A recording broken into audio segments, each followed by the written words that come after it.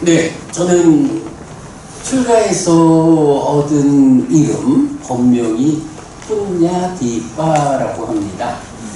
뿜냐라는 말은 복이라고도 번역되고 공덕이라고도 번역이 되죠. 디빠라는 말은 여러분 사등명, 법등명 잘 아시죠? 그럴 때 그 명, 등불을 말하기도 하고 또는 섬이라는 의미를 하기도 해요. 그래서 저는 뿜냐디빠라고 하면 복된 삶, 공덕의 삶을 통해서 스스로 섬이 되자라는 의미가 됩니다. 섬이라고 하는 게 별건가요? 여러분 우리 고해라는 말을 하잖아요. 중생이라고 하는 우리의 삶 자체가 태어났다라고 하면 늙어야 하고 죽어야 하고 그러면 또다시 태어나야 하고 그럴 때 그 태어나는 자리 태어난다라고 하는 그것을 고해 괴로움의 바다에 떨어진다 빠진다 이래야겠죠. 섬이라는 말의 의미는 단순해요. 죽었어요.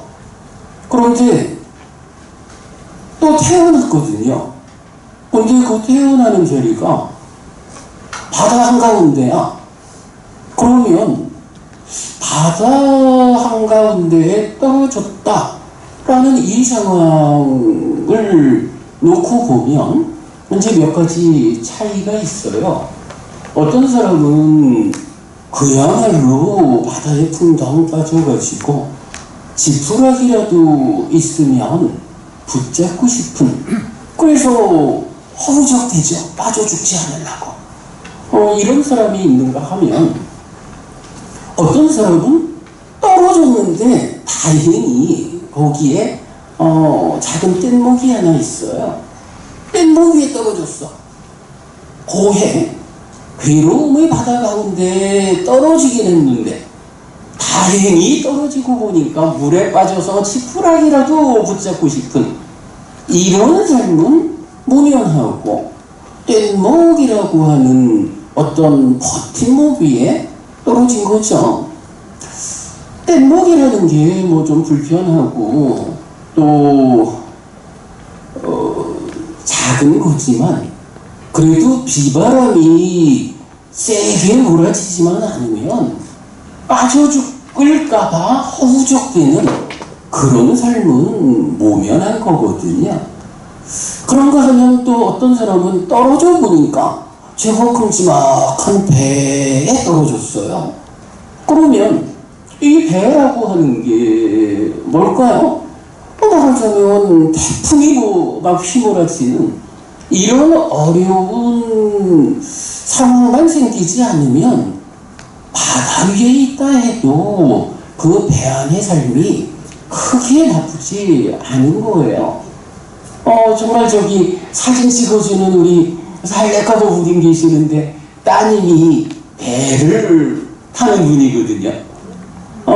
배를 타는 분 입장에서 내가 뗏목 위에서 작은 비바람에도 빠질까 두려워하는 삶하고 컨테이너를 싣고 다니는 커다란 배를 타고 대양을 항해하는 거하고는 질적 차이가 커요. 어떤 사람은 또 떨어져 보니까 항공모함 위에 떨어졌네. 아이고야, 이거는 그야말로 영화에 나오는 천재지변이 아니거든요. 아무 걱정이 없는 삶이라 고해에 떨어졌다. 참으로 윤회하는 중생이어서 늙어야 하고 죽어야 하고 죽으면 또 태어나야 한다. 이런 현실의 문제를 극복하지 못했다 해도 내가 맨 바다에 떨어져가지고 지푸라기라도 잡으려고 허우적댈 거냐, 뗏목 위에, 배 위에, 항공모함 위에 태어날 거냐 하는 것은 다 다르거든요. 섬이라는 의미는요, 사실은 항공모함도 천재지변에는 버틸 재간이 없잖아요. 섬 위에 있으면, 여러분 섬이라고 하는 게 뭐 저기 어디 자그마한 섬도 있지만요, 우리 5대양 6대주라고 말할 때 그 6대주, 이게 섬주자를 쓰는 거예요. 섬이라는 것은 아무리 천재지변이 일어나도 물에 빠져 죽을 염려 없는 그 안전하고 평화로움이 담보된 그런 자리거든요. 경에서는 섬이 무엇입니까? 라고 질문할 때 그 섬은 열반이다 라고 말을 해요. 열반. 열반을 실현했다라고 하면 뭔가요? 여러분, 우리가 다 같이 불교 신자라면 누구나 꿈꾸는 것이 그거 아닌가요? 이런 태어나야 하고 늙어야 하고 병들어야 하고 죽어야 하는, 죽으면 또 태어나가지고 그 아픈 삶을 반복해야 하는 이런 중생으로의 아픈 삶에서 벗어나서 다시는 중생이라고 하는 불만족한 상태로 태어나지 않겠다는, 그래서 일체의 괴로움이 소멸한 괴로움 제로 행복 100의 삶을 실현하겠다. 이게 여러분 연반이란 말의 의미잖아요. 우리가 부처님 따라서 끝내 가고자 하는 자리는 바로 그 괴로움 제로 행복 100. 태어나지 않음으로써 늙어야 하고 죽어야 하지 않는 그 가운데 슬픔, 비탄, 고통, 고뇌, 절망이라고 하는 구체적 아픔을 협지하게 되는 이런 삶을 실현하는 게 저도 여러분도 부처님의 제자가 되어서 부처님을 스승으로 불교 신자의 삶을 살아가는 이유다. 이래 해야겠죠. 제가 뿜냐디바입니다. 공덕의 섬입니다. 공덕으로서 섬이 되자. 이런 이름이 이제 저의 이름인데, 원래는 뒤에 좀 소개하려고 했는데, 얘기가 나온 김에 우리 공덕 이야기 제공을 해볼까요? 여러분, 이제 조금 있으면 또 연말 연시됩니다. 누구나 다 만나면 인사하지 않아요? 복 많이 받으세요 라고 인사하지요. 그러면 또 어떤 사람들은 그거 복 많이 받으라 하는 게 아니라 그 복을 지으라고 말하는 겁니다. 공덕을 지으라고 말하는 게 옳습니다. 뭐 이렇게도 말을 하고 그래요. 그런데 혹시 그 복이라고도 하고 공덕이라고도 하는 거, 요게 이제 제 이름자인 뿜냐라고 하는 빨리어 불교 경전어를 다르게 번역을 한 거예요. 그래서 복이나 공덕이나 같은 말인데, 여러분 복 많이 받으라고 말을 하는데 혹시 그 복이 무언지, 공덕을 지어야 한다 라고 말하는데 그 공덕이 무언지 아시는 분? 설명하실 수 있는 분? 특히 여러분 제가 오늘 사실 굉장히 기분 좋은 것이 여러분들이 포교사의 역할을 다하는 분들이다. 포교사다, 법회다 라는 것이 저를 아주 기쁘게 합니다만은, 이제 포교사는 해야 할 일이 있잖아요. 누구든 만나서 이끌어야 한다고요. 어떤 것을 이끌어야 하나요? 내가 부처님을 만나서 이렇게 복된 삶을 살게 되었어. 그러니 당신도 나처럼 부처님을 만나서 복된 삶을 사시오. 이 일을 하는 사람들이 사실은 포교사 아니겠어요? 그렇게 가야겠죠. 그러면 이게 제가 여러 사람들하고 만나서 질문을 해보면 답하는 사람들이 거의 없더라고요. 복 많이 지으라고, 공덕을 지어야 한다고, 이렇게 말을 하고 그게 우리의 삶이고 역할인데 정작 그래 당신이 말하는 그 복이라는 거 공덕이라는 거 이게 뭡니까? 라고 질문하면 딱 막히는 거예요. 그런다고 해서 모르는 건 아니죠. 우리가 알죠. 다만 아는 것을 말로 표현하느냐 하는 데서 막히는 거죠. 근데 사실은 이게 중요해요. 특히 여러분 포교사가 되어가지고 그런 역할을 하자라고 하면 불교 신자가 되면 이렇게 행복해지는 거요? 이런 복된 삶을 살 수 있어? 라고 포교를 하고 있는데 그 사람이 알겠습니다. 근데 당신이 말하는 그 복이라는 거, 공덕이라는 거 이게 뭐죠? 그게 뭐길래 그렇게 좋아가지고 그거 하라고 합니까?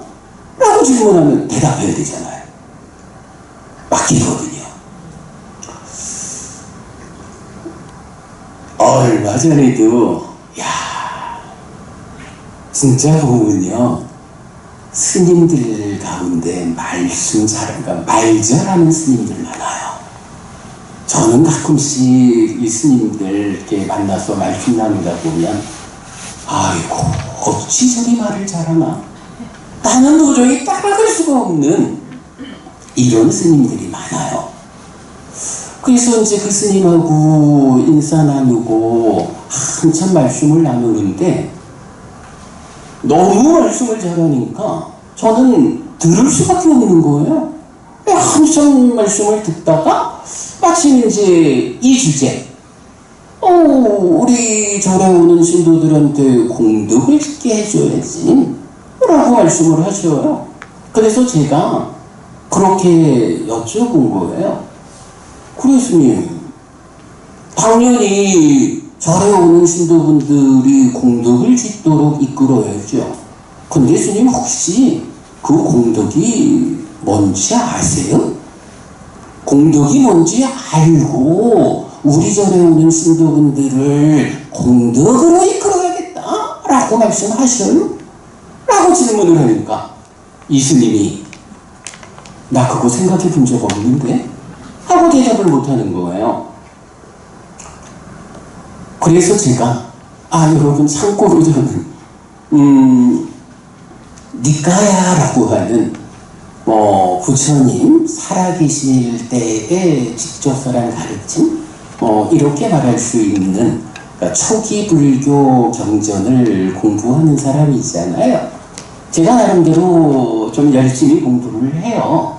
근데 그러다 보니까 어찌 보면 그간 어떤 선배님들이 알려주지 않던 이야기들이 경에서 찾아지는 경우를 많이 보게 되죠. 저는 공덕이 복이 무엇냐? 라는 것을 경에서 발견해가지고 정리를 좀 했어요. 복이라는 것, 공덕이라는 것이 무엇냐? 라고 하면요. 첫 번째는 행복을 가져오는 거예요. 여러분 우리 업인과보 그래서 업과 보의 인과관계 잘 아시죠?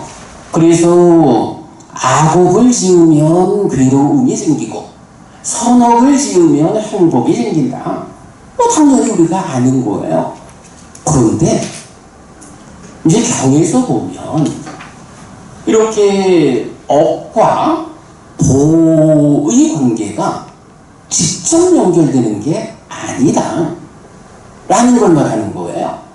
그 중간에 업이라는 것과 행복이라고 하는 것을 매개해 주는 것이 있다. 그 매개하는 것이 바로 뿐이야. 복이라고도 부르고 공덕이라고도 부르는 것이다. 그래서 경에서는 그렇게 말을 하거든요. 행복을 가져오는 것은 공덕을 지어야 한다. 그래서 저는 그렇게 공덕이 무엇입니까? 1번 행복을 가져오는 것. 말하자면 내가 선업을 지으면 거기에서 공덕이 생겨난다는 거예요. 그리고 이 공덕이 하는 일이 뭐냐? 행복을 가져오는 것이다.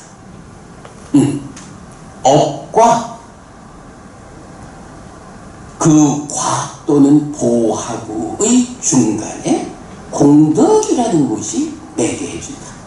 네, 공덕 1번 행복을 가져오는 것. 그런가 하면 이제 또 많은 경이 설명하는 공덕의 두 번째 이야기는 뭐냐? 죽을 때 가져가는 것이다. 이렇게 나와요. 여러분, 우리 공술의 공수거란 말을 많이 알고 있어요.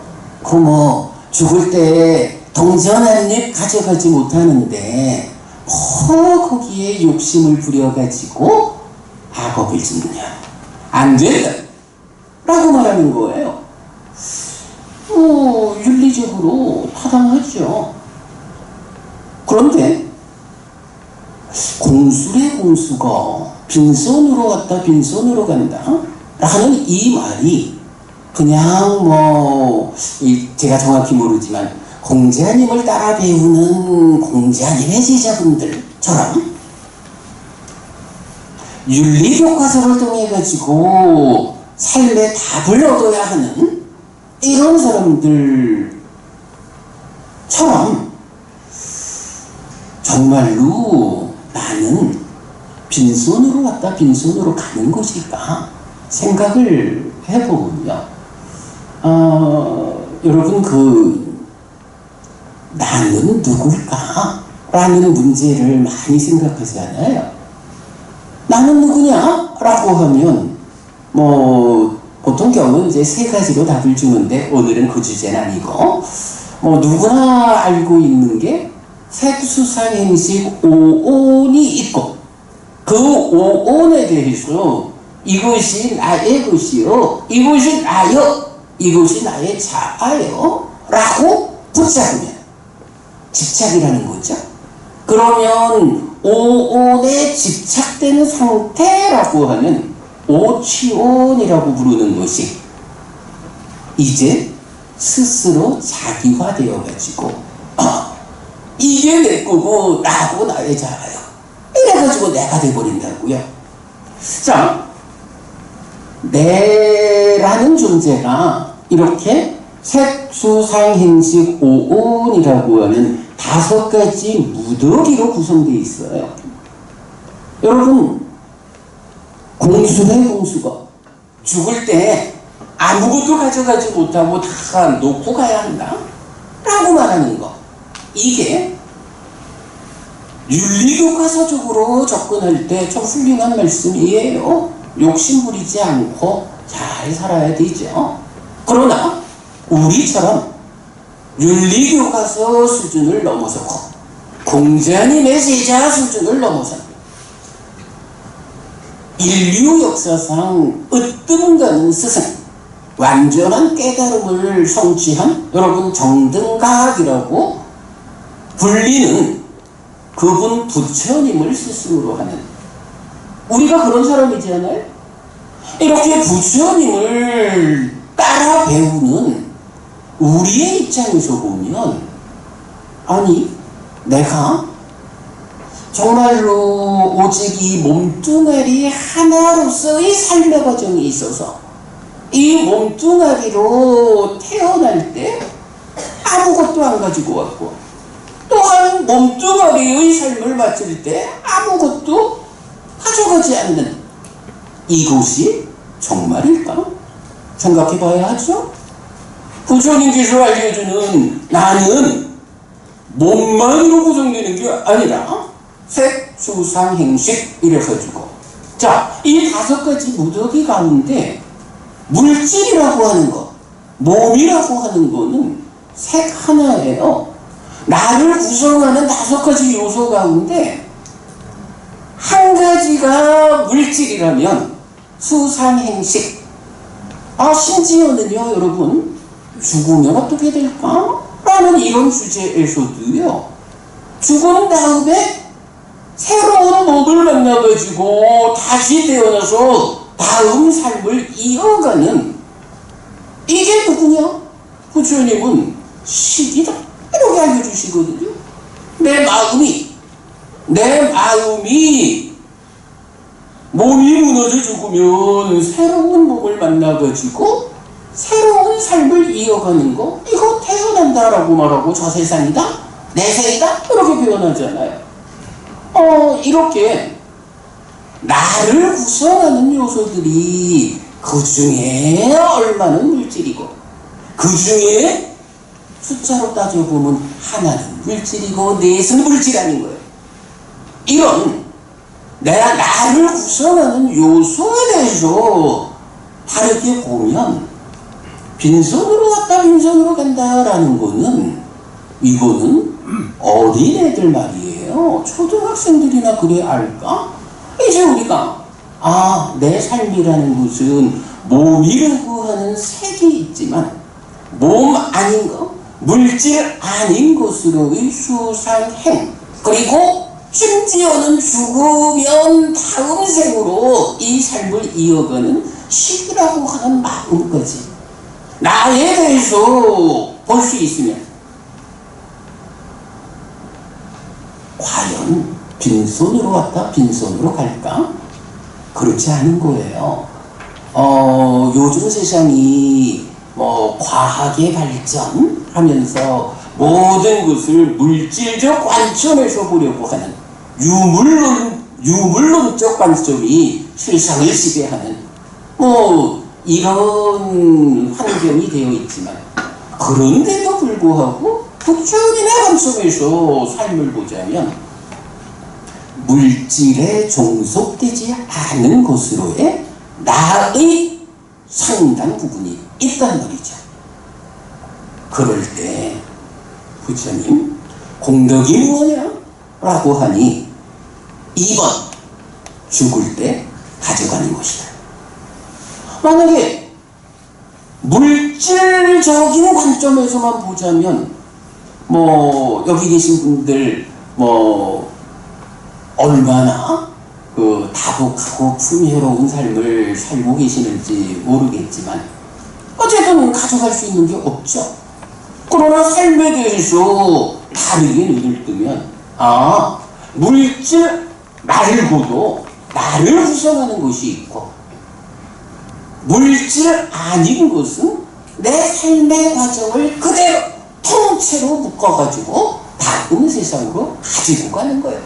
악업을 지어가지고, 이게 참 번역이 안 돼서 좀 곤란해요. 공덕이라는 말의 반대말이 무언지가 참 좀 애매해요. 뿐냐라는 이 말을 복이라고 번역을 했을 때 복 아닌 것, 그래서 비복 이렇게도 번역을 할 수 있고, 요거를 공덕이라고 번역할 때 공덕 아닌 것, 참 번역이 애매해. 그래서 죄악이라고 번역을 하기도 하고 악덕이라고도 번역을 하기도 하는데, 사실은 이렇게 행복을 가져오는 것인 공덕 아닌 것라는 요 말을 적절하게 나타내는 우리말이 없어서 제가 경을 번역하면서도 이런 경우에는 참 애를 먹어요. 그런데 어쨌든 이렇게 공덕이라는 것의 두 번째 의미는 물질 아닌 것으로의 내 삶의 과정을 통해서 만든 것. 우리가 만약에 부처님의 가르침을 만나지 못해서 악업에 치우친 삶을 살았다 하면 죽을 때 가져가는 것이 나를 지옥으로, 축생으로, 악으로, 이 나쁜 세상으로 이끄는 그 공덕 아닌 거를 가져갈 거고, 부처님 가르침에 바르게 이끌려서 우리가 불교 신자다운 삶을 살았다면 그러한 선업의 힘에 의해서 생겨나는 이 공덕을 가지고 가겠죠. 빈손으로 왔다 빈손으로 간다라는 이 어린아이 수준의 삶에 대한 시각에 여러분 멈추면 안 되죠. 우리가 살아다니는 이유, 부처님의 제자로서 살아가는 이유는 그보다 더 높은 삶, 그보다 더 향상된 삶을 살아서 살아있는 동안에도 갈수록 괴로움은 줄어들고 행복은 늘어나는 삶을 살다가 죽은 뒤에는 더 좋은 곳 하늘에 태어나리라. 아예 그 끝에는 언젠가는 나도 깨달아 윤회에서 벗어나리라. 그 섬에 도달하리라. 이게 불교 신자인 우리의 너무나 포교사인 여러분들이 정확히 보아야 하는 삶의 모습이죠. 자, 그렇게 볼 때 이제 여러분, 이런 삶에 의해서 죽을 때 우리에게 어떤 일이 있다느냐, 한평생 선업을 통해서 만들어진 이렇게 쌓아진 공덕을 가지고 가는 거예요. 여러분이 굉장히 중요하죠. 우리가 왜 착하게 살아야 하는지, 왜 선업을 지어야 하는지, 왜 공덕을 지어야 하는지, 이거 유물론적인 관점으로 아유 죽으면 끝인데 뭐 이렇게 접근을 해가지고는 이해할 수 없는 비불교적인 삶이죠. 자, 어제는 이래가지고 공덕이라는 것은 두 번째가 죽을 때 가져가는 거예요. 그러니까 여러분, 빈손으로 간다 생각지 마시고, 내가 사실은 전생에 많은 것을 결과로 가지고 왔고, 거기에 백년 안팎 사는 이 몸으로의 삶, 금생에 또 만든 거 거기에 쌓아가지고 가져간다.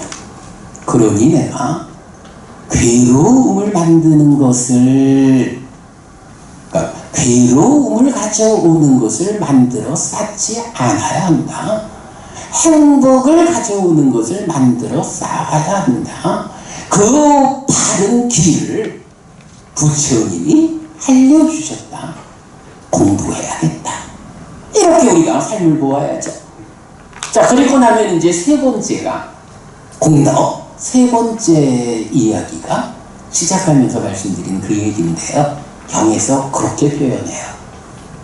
공덕은 저 세상의 버팀목이다. 자, 우리 이거는 사실은 말이 돼요. 왜냐하면은 행복을 가져오는 거인 공덕을 지어가지고 이걸 물질적인 것처럼 다 버리고 가는 게 아니라 가지고 가잖아요. 행복을 가져오는 그거 공덕을 죽을 때 가지고 가서 다음 생에 태어나니까 태어남에 차별이 있겠죠. 경은 요 이야기를 공덕은 저 세상에 버팀목이 된다. 이렇게 표현해요. 요거. 저는 이 얘기를 할 때는 참 기분이 좋아. 시작하면서 제가 말씀드렸지만 사실은 그렇잖아요. 죽으면 또 태어나야 한다. 이 중생으로의 삶이 얼마나 아프면 고해, 괴로움의 바다라고 부르는가. 그런데 내가 한평생 행복을 가져오는 것인 이 공덕을 만들어 쌓지 못해가지고 죽을 때 가져가는 게 없으면 그야말로 맨바다에 빠져가지고 빠져 죽지 않으려고 지푸라기라도 붙잡으려는 이런 허우적대는 얼마나 아픈 삶이에요. 1분만 허우적을 쉬고 좀 쉬어야지 하면 어떻게 돼요? 빠지잖아요. 단 한순간도 쉬지 못하고 얼마나 피곤하고 힘든 삶이에요. 다행히 우리가 그래도 얼마만큼의 공덕을 쌓아서 가지고 갔다. 떨어져 보니까 뗏목 위에 앉았어. 비바람만 몰아치지 않으면 아휴 그래도 빠져 죽진 않게 되는 거예요. 그런 버팀목, 그 버팀목이 있는 거예요. 그런데 이제 사실은 뭐 이런 공덕이라는 게 꼭 불교 신자만 짓는 건 아니거든요. 뭐 윤리적인 삶, 우리가 오기를 말하고 보시를 말하는 이렇게 공덕의 토대가 되는 행들을 꼭 불교 신자만 행하는 건 아니지요. 그래서 뭐 사람들에 따라서는 불교 신자가 아니라 해도 뗏목 위에 떨어져서 한숨을 돌릴 수가 있어요. 그런데 이제 부처님을 만나가지고 바르게 공덕이 되는 이러한 삶을 살아내면 그 떨어지는 자리는 최소한 뗏목보다는 훨씬 큰 배 위에 내려앉게 되겠죠. 하늘의 삶이 만나지는 거고요. 그러면 얼마나 좋은가요? 우리가 그런 공덕을 지어야죠. 거기에 더 이제 경에서 보면 범행을 실천하는 자, 범행을 실천한다, 삶의 향상을 이끄는 노력을 한다라는 게 부처님에 의하면 출가자만 하는 게 아니에요.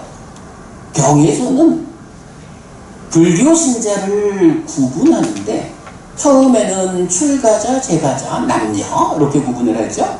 그런데 또 경에서 보면 출가자와 재가자를 둘로 나눠서 일반적인 재가의 삶, 소유하고자 하는 자, 그리고 재가자 가운데서도 내가 재가자의 입으로 가족과 더불어 경제활동을 영위하는 이런 삶을 살아야 한다 해도, 그럼에도 불구하고 내가 가르침에 의지해서 더 높은 삶을 실현하겠다, 더 높은 삶으로 올라가야겠다 이래가지고 뭐 경이 원래 말하는 거는 출가는 안 했다 해도 다 팽개치고 수행만 하자 뭐 이런 정도의 의미라 하겠지만, 그러나 우리가 뭐 이렇게 충분히 말할 수 있어요.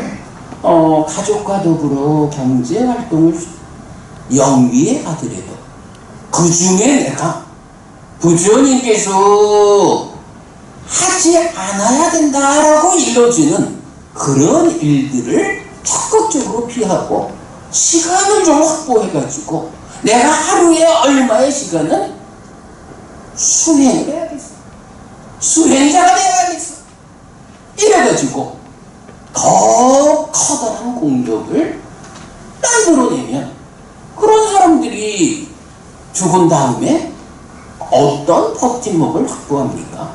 네, 배라고 하는 뗏목보다 훨씬 커다란 이런 버팀목을 확보하게 되는 거죠. 그런가 하면 이제 우리가 보통 도인이라고도 말하는 뭐 출가하고 출가자로서의 본분을 지켜가면서 바르게 가르침에 이끌려서 깨달음을 지향하는, 그러나 아직까지 깨닫지 못하고 죽은 이런 사람들이 말하자면 항공모함 위에 태어난다 이렇게 말해도 되겠죠.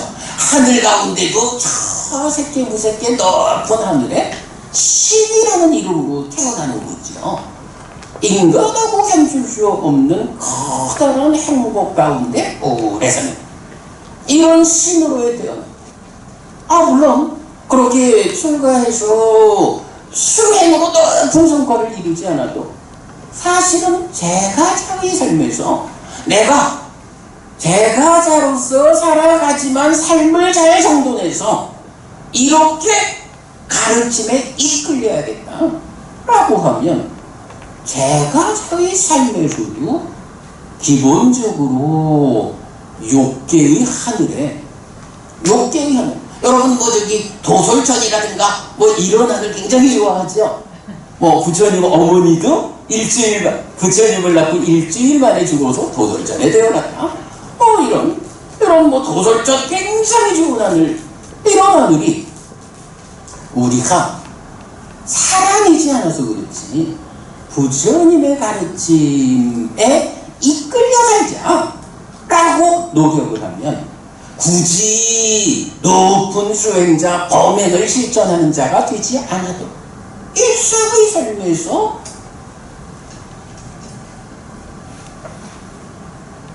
세 가지 공덕행의 토대가 있다 이런 말씀이 있어요.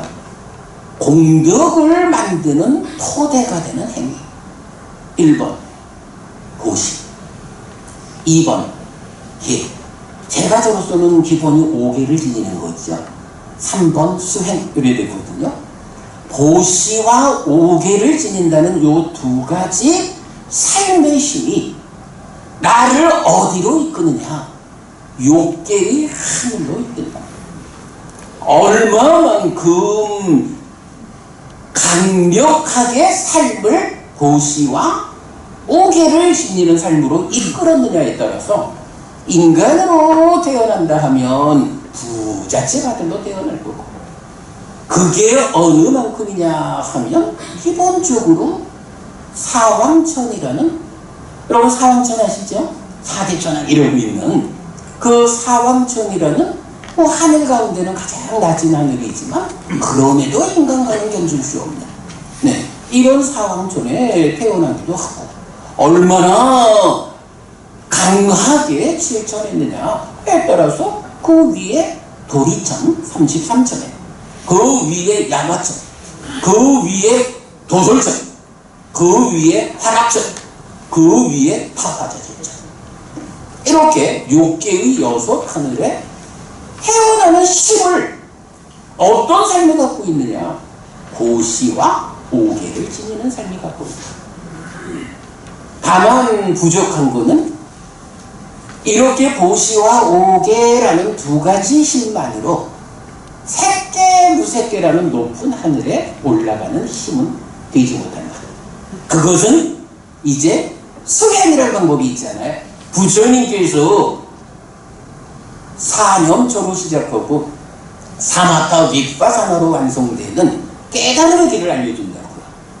이런 수행에 의해 가지고 삼매를 성취하고, 삼매 위에서 이런 깨달음의 길을 지향해 나갈 때 색계, 무색계, 높은 하늘에 태어나죠. 그리고 그런 수행이 완성되면 이제 욕계, 색계, 무색계라고 하는 중생의 영역에서 완전히 벗어나서 다시는 태어나지 않는다. 태어나지 않게 되므로 불사, 죽지 않으니 실현된다. 그야말로 괴로움 제로, 행복 100의 삶이 성취된다. 이게 부처님이 이끄는 삶이잖아요. 근데 그렇게 놓고 보면 이 보시와 5계라고 하는 이 두 가지의 삶의 방법, 여러분 이거 다 하는 일이죠. 이 보시와 5계라고 하는 두 가지 방법의 실천에 의해서도 우리가 6계에 속하는 여섯 하늘 가운데에 태어나서, 하늘에 태어나면 뭐라고 불리는지 아세요? 하늘에 태어나서 살아가는 사람을 부르는 말이 신이에요. 우리가 여러분 보시와 5계라고 하는 이 두 가지의 공덕행을 실천할 때 하늘에 태어나서 신으로의 삶을 살아가게 되는 거예요. 말하자면 그게 이렇게 공덕에 의해서 떨어져 보니까 배 위에 앉았어, 이런 버팀목이 되는 거죠. 농담처럼 한마디 한 걸까요? 옛날에 어떤 스님을 만났는데 제가 이렇게 공덕을 지어야 합니다. 공덕을 어떻게 짓습니까? 세 가지 공덕행의 토대가 있습니다. 하나는 보시고, 하나는 계인데 제가 자의 입장에서는 5계를 지니는 삶이면 충족되고요. 그리고 수행으로 색계 부색계 더 높은, 그리고 섬을 열반을 실현하는 이런 길입니다 라고 얘기를 하니까 글쎄 이 스님이 참 좀 안타까운 말씀을 하세요. 스님 말씀은 알겠는데요, 나는 법회를 할 때 고시하라는 말을 잘 못합니다 라고 해요. 왜요? 보시 이야기를 하면 꼭 돈 좀 갖고 오라고. 여러분 나한테 돈 좀 줘야 돼? 이 얘기하는 거로 들릴 거다 이거죠. 그래서 자기는 보시 이야기를 법회에서 안 한다고. 제가 뭐라 했냐 하면요, 스님 그거 출가자로서의 직무유기입니다. 직무유기예요. 경에서는요, 출가자는 제가자에게 어떤 일을 해야 하고 제가자는 출가자에게 어떤 일을 해야 하고 하는 것이 다 가르쳐져 있거든요. 출가자가 제가자를 위해서 해야 하는 일 가운데 중심에 있는 게 뭐냐 하면 제가자를 하늘로 이끌어야 한다. 이렇게 되거든요. 근데 여러분 당연하지 않겠어요? 이렇게 우리가 삶에 대해서 이해를 하면 누가 됐든 부처님의 제자가 한평생 갈수록 괴로움은 줄어들고 행복은 늘어나는 삶을 살다가 죽은 다음에는 더 좋은 건 하늘에 태어나야 한다. 이런 부분에 대해서 여러분 우리 아니라고 말할 수 없잖아요. 그러면 그러한 삶을 제가 신사를 위해서 누가 이끌어야 합니까?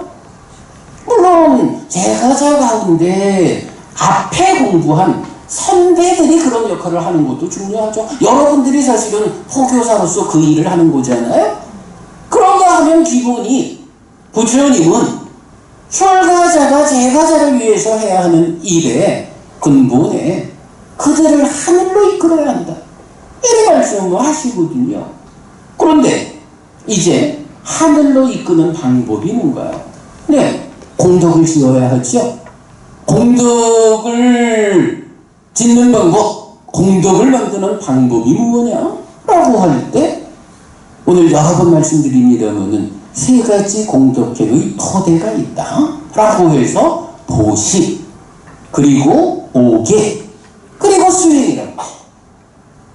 수행이 조금 멀다라고 치면 기본적으로 보시와 오계라고 하는 이 두 가지 공덕행의 토대에 힘입어가지고 죽을 때 그렇게 만든 거 가지고 가가지고 욕계에 속한 그 하늘에 태어나는 하늘의 신이라고 불리는 그런 이름으로 우리가 태어나야 하는데, 스님이 보시해야 합니다 라고 말하면 돈 좀 주세요 하는 걸로 들릴까 불변해서 법회에서 보시 이야기를 못한다는 거예요. 그래서 제가 그렇게 말한 거예요. 스님 그거 출가자로서 직무유기입니다. 보시 이야기를 포기하지 말고 거기에 사심을 얹지 마십시오. 사심을 얹어가지고 정말 이런 얘기 듣고 누가 돈 좀 가져오기를 이런 마음 얹지 말고 출가자가 제가자를 하늘로 이끌기 위해서 부처님 가르침을 전달해야 한다. 부처님은 그 방법을 보시와 오계라고 하는 두 가지로 말씀하셨다. 그러니 나는 부처님 가르침을 그대로 제가자에게 전달해서 그들이 바르게 보시하고 바르게 오계를 지니는 삶을 통해서 한평생 쌓은 것을 가지고 가서 다음생에 태어날 때는 배 위에 태어나서 그 버팀목 위에서 행복하게 살 수 있도록 안내해야 합니다. 이게 당연히 출가자의 역할 아니겠어요? 그거 안 하니까 제가 스님은 직무유기야? 라고 말을 해도 당신이 나한테 뭔 말을 할 수가 없는 거예요. 사실이잖아요. 우리가 살다 보면 때로는 귀에 듣기 좋은 이야기만 하면서 살 수는 없어요.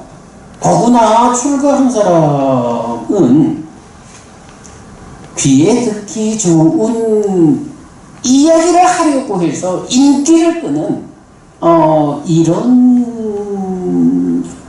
역할보다도 사실은 더 중요한 게, 때로는 듣는 분이 불편해할 수도 있겠지만, 듣는 분이 원하는 이야기가 아닐 수도 있겠지만, 부처님 가르침을 바르게 배워 알고는 배워하는 그대로 전달해가지고 자 부처님 가르침을 실천하는 힘으로 나는 이만큼 좋아졌습니다. 저는 사실 엊그저께도 우리 보부님하고 그 대화했어요. 그래 보부님 나는 정말 많이 좋아졌어. 이 얘기 했거든요. 우리 보부님도 스님 저도 많이 좋아졌어요. 남들이 보아서 모르는 자기 이야기가 있잖아요. 많이 좋아지거든요. 그러면 그 좋아지는 것을 전달해서 이끌어야죠. 그게 출가자의 역할이고 그게 도반이라고도 하고 거부라고도 하는 우리 모두가 함께 해야 하는 일이지요. 제가 그래서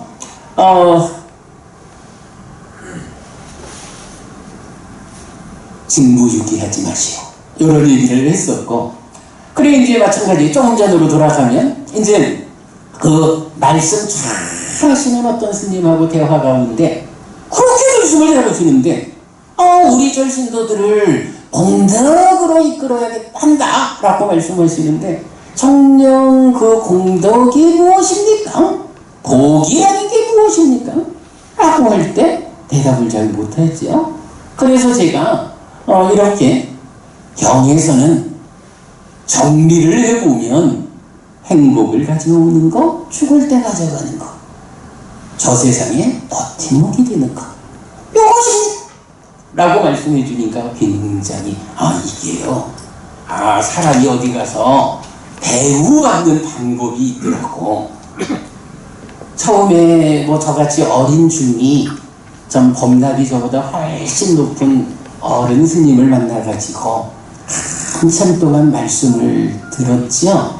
그러니까 말씀하시는 가운데 빨간 옷을 입고 온 어린 중에 하나 있어 이래 보셨겠지 그런데 그 가운데 제가 그래서 스님 그 공덕이 무엇일까요? 하면서 공덕은 이런 것입니다 라고 알려드리니까 여러분이 살다 보면 눈빛이 달라지는 거 알잖아요. 저를 보는 눈빛이 갑자기 달라지는 거예요. 그러면서 그러셔요. 아니 그럼 해피스님 그 공덕이 그런 거라면 그런 공덕을 말로만 모를 게 아니라 그 공덕을 어떻게 만드는 건지 구체적인 방법도 있지 않겠어? 해피스님 얘기해 보시오. 그런 공덕을 만드는 방법이 무엇이오? 이래 말씀하셔요. 그래서 제가 세 가지 공덕행의 토대가 있습니다. 보시라는 공덕행의 토대, 오계라는 공덕행의 토대, 수행이라는 공덕행의 토대, 이 세 가지면 됩니다. 이 세 가지가 펼쳐지는 삶이 오늘 여러분 천수경 하셨죠? 천수경에서도 참 저도 7가전에 많이 했다. 신묘장구 대가라니 끝나고 나면 시박참회 나오잖아요. 시박참회 살생중재 금일참회, 투도중재 금일참회 해서 치암중재 금일참회까지 이 10가지 나오잖아요. 이 10가지가 뭔가요? 살생투도 사은 망어 양설 악구 기어 간탐 진해 치암 이래 되고 이제 경에서는 조금 니까야에서는 치암 대신에 사견 이렇게 나와요. 그래서 같은 의미죠. 이 10가지 행위는 쉐바악업인 거예요. 쉐바악업이라고 하는 것은 그러한 행위의 결과로 괴로움이 생겨나는 거예요. 이런 의미죠. 그러면 살생중재 금일참회라고 하는 건 뭔가요? 내가 살생이라는 악업을 괴로움을 만드는 행위를 한 게 있다면 참회합니다. 앞으로는 하지 않겠습니다. 꼭 하지 않겠습니다 라는 게 뭔가요? 불감탐, 부진해, 불사움, 불망어, 불량설, 불악구, 불기해, 불감탐, 부진해, 정견 이래가지고 선업되는 거잖아요. 이 10가지 선업이라는 거 들여다보면 그게 보시하는 행위고 그게 오계를 지니는 삶이고 그게 수행하는 삶인 거예요. 어렵게 볼 거 없거든요.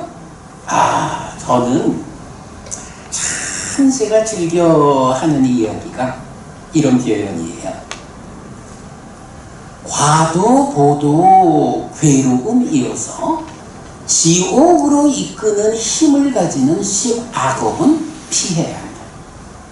과도 보도 행복이어서 하늘로 이끄는 힘을 가지는 십선업은 적극 실천해야 한다. 이 십악업 십선업이라는 게 천수경에만 나오는 얘기가 아니고요.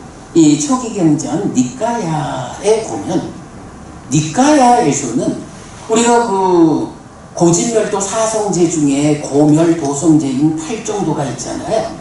이 8정도를 조금 상세히 말하면 10가지로 표현을 하게 되거든요. 이런 8정도를 펼쳐놓은 10가지 하고 분량으로 거의 대등하게 십선업에 대한 이야기가 나와요. 무지하게 많이 나와요. 심지어는 살생이라는 게 뭐냐? 살생, 죽인다 이렇게 중국에서 번역되어 있지만 이제 원래 의미는 해침이라고 봐야 되죠. 해치는 일의 끝이 죽이는 거, 이래 봐야 되죠. 쿨감탐 이러면 해치지 않는 일이고, 해치지 않는 일이니까 오히려 도와서 살리는 일이고, 이래 되겠죠. 어떤 경우에서는 이런 10악업, 10가지 악업이 구체적으로 무엇이냐면 정의도 해줘요. 10선업, 10가지 선업이 구체적으로 무엇이라고 정의해주고요. 이러한 10악업이 어떤 일을 초래하고 10선업이 어떤 일을 초래하고 그러므로 우리의 삶에서 어떻게 10악업을 피하고 10선업을 실천해야 하는지 이거는요 천수경에 나오는 그 정도의 비중을 넘어서서 초기 경전 니까야에서는 무지무지하게 큰 비중을 가지고 나타나는 거 확인할 수 있거든요. 그만큼 우리가 부처님이 기준을 지어가지고 이거는 괴로움을 만드는 거니까 피하고 이거는 행복을 만드는 거니까 적극 실천하고 요런 기준으로 업으로 행위로 접근해야 되죠. 자, 아무튼 그래가지고 이렇게 이제 보시와 오계라고 하는 이 두 가지 공덕을 만드는 행위가 비록 수행이라는 더 큰 힘은 갖추지 못했다 해도 이 두 가지 토대가 되는 행위가 우리를 어디로 이끄느냐. 반복합니다. 살아서는 갈수록 괴로움은 줄어들고 행복은 늘어나는 삶을 살다가 몸이 무너져 죽은 뒤에는 하늘로 이끄는 이런 능력을 가지고 있다. 우리가 다시 말하지만 제가 해피스님 보시 이야기 얘기하니까 해피스님한테 돈 좀 갖다 줘요. 이 얘기하는 거 아닙니다, 여러분. 이런 사심 싫지 않고 부처님이 말씀하시는 어떻게 그대의 삶이 향상할 것인가, 그대의 삶이 어떻게 괴로움 줄어들고 행복은 늘어나는 이런 발전된 삶을 살 것인가, 이런 부처님 가르침에 근거해서 제가 사심 없이 여러분 고시해야 합니다. 그리고 오계를 지닌 삶을 살아야 합니다 라고 말씀드리고 있는 거예요. 이게 공덕이에요. 원래는 제가 오늘 이제 여러분들에게 이런 이야기의 연장선상에서 부처님 가르침의 토대가 되는 것입니다. 그리고 그 토대 위에서 원초적으로 삶을 보는 시각입니다 하는 것을 좀 자세히 설명드리려고 교재로 나눠드렸는데 여러 번 만나가지고 인사하다 보니까 이 이야기가 꼭 필요하고 재밌고 무엇보다도 여러분들이 포교사라고 하는 이런 귀한 분들을 만난 감흥이 포교사인 여러분들은 어떤 삶을 살아야 하는지, 어떤 일을 해야 하는지, 뭐 이런 일을 좀 말씀드리느라고 본 주제는 시작도 못했는데, 요약해서 그래도 말씀드리자면, 부처님 가르침에는 토대가 되는 것이 있다. 업이고 결실이고 노력이다. 부처님은 뭐 우리 이웃 종교들처럼 창조주 하나님에 의해서 창조된 피조물로서의 수동적인 삶을 이끄는 분이 아니다. 나 자신의 행위, 내 자신의 행위 즉 업이 나를 이끈다. 나는 지난 몇십 년 동안에 내가 어떤 삶을 살아냈느냐에 따라서 그 삶의 과정을 쌓아가지고 지금 내가 되어 있다. 전생에 어떤 삶을 살아가지고 금생에 이 몸으로 이 부모님의 자식으로 태어났을까? 거기에 지난 몇십 년 어떤 삶을 쌓아가지고 나는 태어날 때와 이렇게 달라진 지금 나를 살고 있는가? 요게 부처님이 업을 말하는 거. 요거거든요. 그리고 결실이라는 거는 그 업에는 화와 보가 따른다. 우리가 행위를 하면 그야말로 창조주 하나님에 의해서 창조된 자들이 혹시 문제가 있으면 나한테 책임 묻지 마. 내가 몸을 빌려줬을 뿐이지 그 일을 내가 했나? 하나님이 했지? 이렇게 핑계댈 수 있잖아요. 그런데 업에 의해서 만들어가는 주체적인 삶을 사는 주인공으로 살아가는 우리는 그렇게 말할 수가 없는 거예요. 혹시나 어떤 잘못된 결과가 생기면 이거 신의 뜻 때문에? 아니에요. 내가 어떻게 삶을 살아냈느냐. 물론 나 혼자의 삶만 있는 건 아니죠. 세상이라고 하는 환경 조건이 엮여가지고 만들어지는 거지만, 그러나 어쨌든 그 중심에는 내가 있다고요. 그래서 내가 나의 행위 즉 업을 통해서 나를 만들어가고, 거기에는 행위에 따르는 과와 복 이런 결실이 있고, 그렇다면 말하자면 그런 거죠. 농사를 지으면 풍작이든 흉작이든 결실을 맺잖아요. 업과 결실이에요. 근데 우리가 한평생 살아가면서 흉작을 거둘 수는 없잖아요. 삶을 실패할 수는 없잖아요. 그러니까 농사를 지으면 결실이 있는데 우리는 단지 결실을 위해서 사는 게 아니라 풍작을 위해서, 좋은 결실을 만들기 위해서 사는 거다. 그래서 부처님은 이제 업과 결실이라는 데에 더해가지고 노력이라고 하는, 그죠? 그냥 살아가면 진짜 완전히 삶을 폭삭 망해도 그것도 어쨌든 결실이에요. 그런데 우리가 그렇게 폭삭 망하는 결실로의 삶을 살아가지고 살기도 힘들고 죽은 다음에 지옥 갈 수는 없잖아요. 그죠? 그렇기 때문에 부처님은 업과 결실에 더해서 노력이라는 말을 한다고요. 노력. 다행이죠. 우리가 부처님이라는 참 최선의 스승을 만났다. 그러면 그 스승께서 가르쳐주는 가르침, 그 길을 잘 배워서 알고 배운 그대로 실천하는 이런 노력을 하면 부처님에 의해서 뭐라 하죠? 부처님에 의해서 이렇게 증명되는, 우리 스님 행사하고 스님 와서 증명해 주잖아요.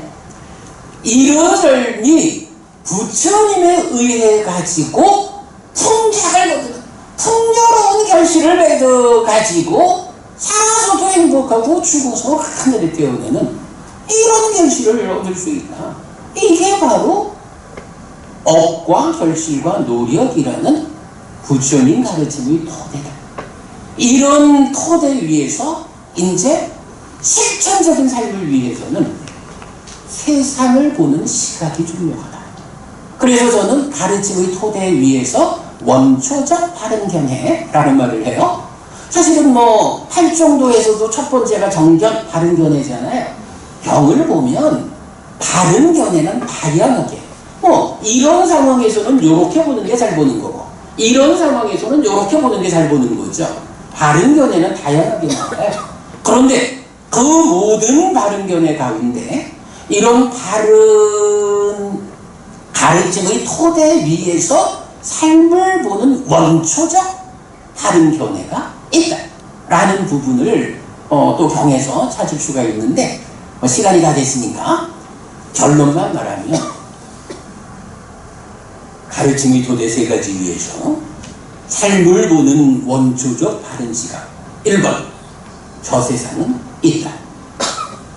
2번 화생하는 중생은 있다. 3번 업에는 과와 보가 따른다. 이게 뭐냐 하면요 이 세상이 있나요? 이렇게 부처님한테 물어보면 좀 곤란하죠. 이 세상이라는 건 지금 내가 이 몸으로 살아가는 게 이 세상이잖아요. 내가 지금 살아있는 거를 몰라가지고 부처님 이 세상이 있나요? 이렇게 묻는 건 좀 곤란하고. 근데 저 세상이 있을까요? 여러분들 어떠신지 몰라요? 사실은 불교 안에도 많은 사람들이 죽으면 끝이에요. 윤회 없어. 저 세상 없어. 이런 주장을 하는 사람들이 불교 안에도 많아요. 그런데 부처님은 단언적으로 말해요. 우리가 스스로 알 수 없는 주제, 저 세상은 있을까? 이 부분에 대해서 스승이신 부처님이 단언적으로 알려주는 거예요. 저 세상은 있다. 우리가 보지 못하는 죽음 이후의 이야기 부처님한테 물어봐야죠. 이거 죽은 다음에 어떻게 되나 하는 거를 예수님한테 물어보자 라고 쫓아가면 기독교 신자 되는 거예요, 여러분. 그렇잖아요, 그죠? 부처님한테 우리가 알 수 없는 주제를 부처님 어떻게 됐죠? 라고 물어보고 부처님의 답을 배워서 기준으로 살아가는 사람들이 불교 신자예요? 부처님은 단적으로 말해요. 저 세상은 있다. 그럼 저 세상이 있어서 태어나야 하는데 태어나는 자리는 어디인가? 두 번째, 화생하는 중생은 있다. 여러분 테란스파 사생 잘 아시죠? 사생자부이신 부처님. 테란스비라고 하는 거는 따지고 보면 우리 눈에 보이는 존재잖아요. 인간하고 축생이야. 그런데 우리 눈에 보이지 않는 존재들이 많이 이야기되잖아요. 지옥이라가 악이랄까 하늘의 신이라는 존재들은 우리 눈에 안 보이잖아요. 모르잖아요. 누구한테 물어봐요? 예수님한테 물어볼래요? 부처님한테 물어봐야죠. 부처님 그 답을 주는 거예요. 두 번째, 화생하는 중생은 있다. 그래서 화생하는 중생으로 지옥과 축생과 지옥과 아기와 천상. 우리가 보통 이제 육도윤회를 말하지만 이제 초기 경전에는 아수라라는 존재는 나타는 나는데 한 길로 나오진 않아요. 그래서 육도윤회가 아니라 오도윤회를 이제 니까야는 말하거든요. 그래서 화생하는 중생은 있다라는 이 한마디로 저 세상이 있어서 태어나는데 태어나는 자리가 어딜까? 지옥이냐, 축생이냐, 악이냐, 인간이냐, 하늘이냐. 이걸 말해주는 거예요. 자, 그리고 나면 마지막 질문 하나 해야죠. 알면 뭐해? 알면서도 내가 지옥 가면 되잖아요. 자, 저 세상이 있어서 태어나야 하고 화생하는 중생이 있어서 5갈래의 길이 있어. 그 중에 너는 어디 갈래? 너는 어디 갈래? 라고 물으면 당연히 나는 지옥 안 갈 거야. 나는 하늘에 태어날 거야.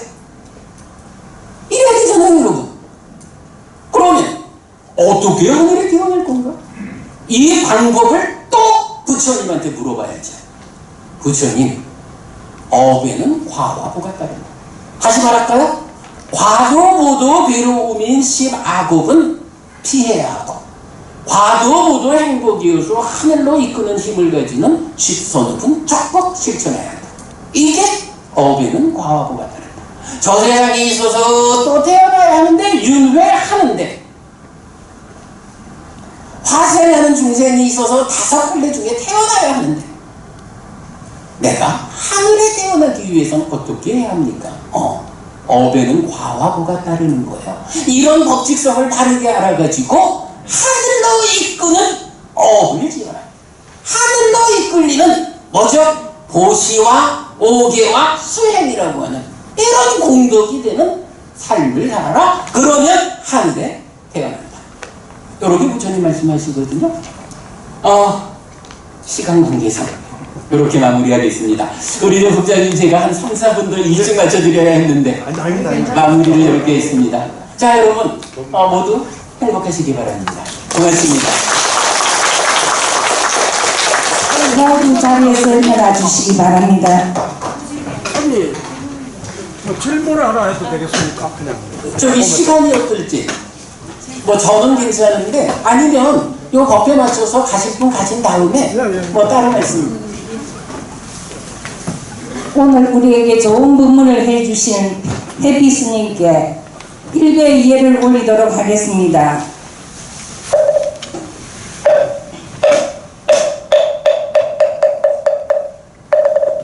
다시 한번 큰 박수를 부탁드립니다. 네, 여러분 모두 행복하시기 바랍니다. 고맙습니다.